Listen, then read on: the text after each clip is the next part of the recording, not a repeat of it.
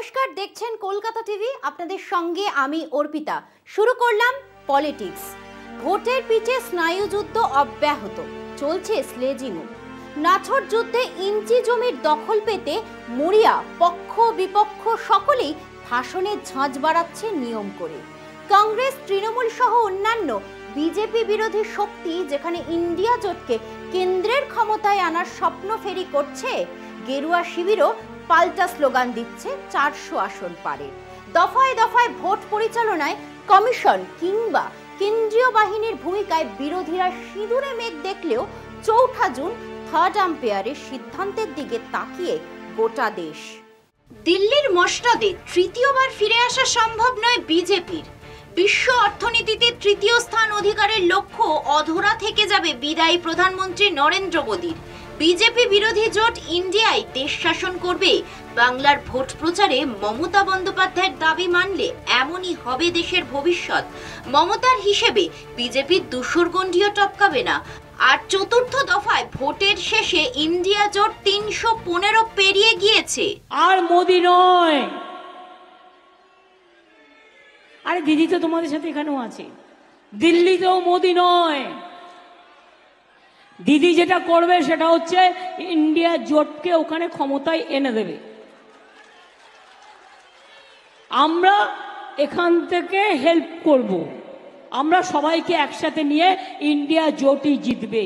কালকে পর্যন্ত আমাদের কাছে যে হিসেব আছে তাতে ওরা বড় জোর 190 থেকে 195, আর ইন্ডিয়া জোট 315 ইতিমধ্যেই ক্যালকুলেশন করেছে, 3-4টে পার্টি বাদ দিয়ে। এখনো কাজেই মোদি আসছে না, স্লোগান তুলতে হবে, অলি গলি মে শোর হ্যায়, বিজেপি চোর হ্যায়। মমতার সুরে সুর মিলিয়েছে কংগ্রেসও। ইন্ডিয়া জোটের অন্যতম কাণ্ডারি দেশের প্রাচীনতম দলের হিসেব নিকেশও ভোট হওয়া 378টি আসনে পিছিয়ে পড়েছে বিজেপি। গেরুয়া শিবিরকে এ নিয়ে কটাক্ষ করতে ছাড়েননি রাহুল গান্ধী। बाय बाय हो रही है उसकी, अब good bye, thank you, bye bye ta-ta. पहले कह रहे थे 400 पार, 400 पार, 400 पार, अब 150 पार नहीं बोल रहे। भाई और बहनों, लिख लो, आप सारे के सारे लिख लो, जून 4 के बाद नरेंद्र मोदी हिंदुस्तान के प्रधानमंत्री नहीं होंगे। রাহুল মমতা নিজেদের মতো করে এককভাবে লোকসভা ভোটে বিজেপির ভবিষ্যৎ ঘোষণা করলেও সেই 400 পারের কথা আবারও শোনা গিয়েছে প্রধানমন্ত্রী নরেন্দ্র মোদীর মুখে। শুধু তাই নয়, কংগ্রেস কত আসন পাবে তা জানাতে গিয়ে রাহুলকেই নিশানা করেন তিনি। कि भारतीय जनता पार्टी और एनडीए 400 पार करके ही रहेंगे। अब 400 पार ये नारा नहीं है, ये 400 पार देश के कोटि कोटि लोगों का संकल्प बन गया है।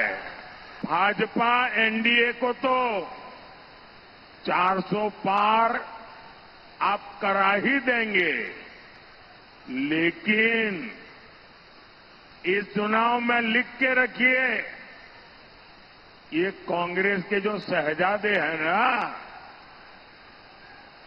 ये कांग्रेस के शहजादे, उनकी जितनी उम्र है कांग्रेस को उससे भी कम सीटें मिलने वाली है। ভোটের মধ্যে নিজের দলকে জয়ী দেখানোর রাজনৈতিক কৌশল অনেক দিনের। এতে একদিকে যেমন দলীয় কর্মীদের উদ্বুদ্ধ করা যায়, তেমনি কিছুটা হলেও প্রভাবিত করা যায় সাধারণ ভোটারদের। সেই কৌশল মেনেই প্রতি সভায় নিয়ম করে একে অন্যকে হারানোর খেলায় মেতেছে বিজেপি গেরুয়া শিবির। আর তাতেই ভোটের মাঠের উত্তাপে পড়ছে ভোটার ভরা গ্যালারি। ফিরছি একটা বিরতি নিয়ে, সঙ্গে থাকুন। হাল্লা চলেছে যুদ্ধে, যুদ্ধযাত্রায় বটে। মঙ্গলবার মন্ত্রী, শান্তি, আমলা, সাধু, সন্ত, রাজনৈতিক নেতাদের নিয়ে বারাণসীতে মনোনয়নপত্র পেশ করলেন প্রধানমন্ত্রী নরেন্দ্র মোদী। এই নিয়ে তৃতীয়বার জয়ের লক্ষ্য নিয়ে বারাণসীতে তিনি ভোটে দাঁড়ালেন। এর আগে 2014 এবং 2019 সালে এই কেন্দ্র থেকেই জয়ী হয়েছিলেন মোদী। বিরোধীরা টিপ্পনি কাটছেন, এবার আর প্রধানমন্ত্রী হওয়া হচ্ছে না মোদীজির, হাওয়া খারাপ। হাওয়া খারাপ কিনা তা পরিষ্কার হয়ে যাবে 4 জুন। তবে 4 দফার ভোট শেষ হওয়ার পর বিজেপি যে চাপে আছে তা বোঝা যাচ্ছে দলের নেতাদের শরীরী ভাষায়। মুখে অবশ্য মোদী এবং শাসক দলের অন্য নেতারা দাবি করছেন এনডিএ 400 পার করে দেবে, কিন্তু সেই দাবিতে তেমন জোশ নেই। নেহাতি বলতে হয় তাই বলা।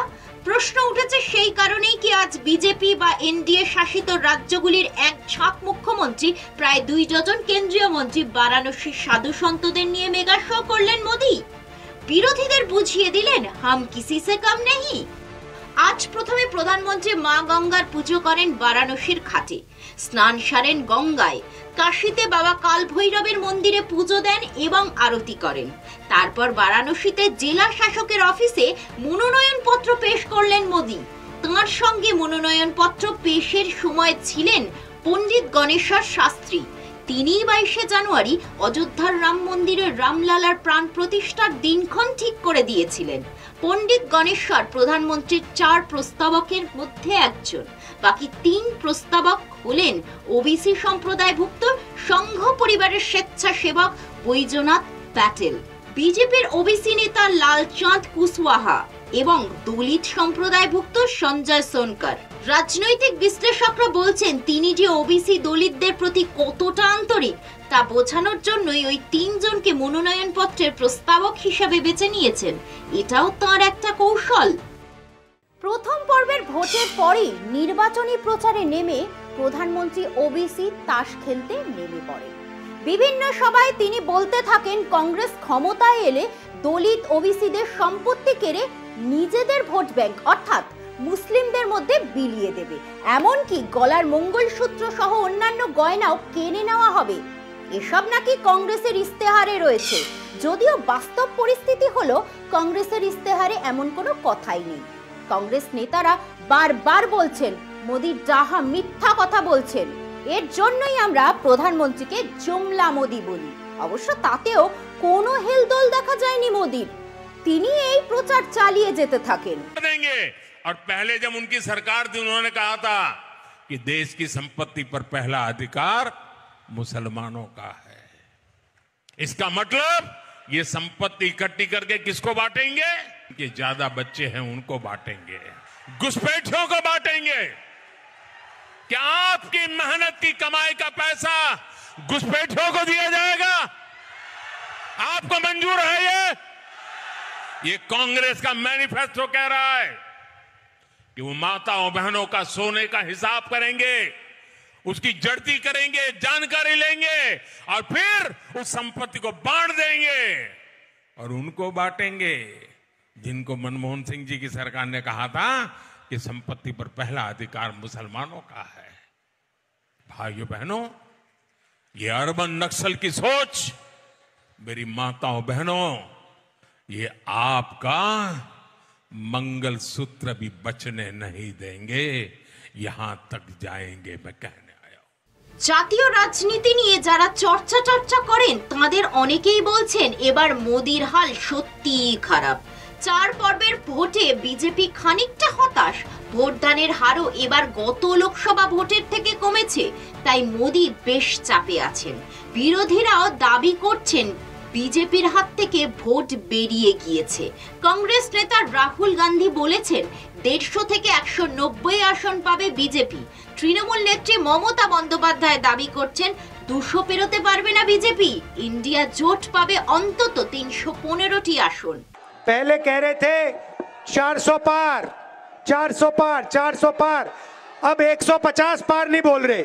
जून 4 के बाद नरेंद्र मोदी हिंदुस्तान के प्रधानमंत्री नहीं होंगे।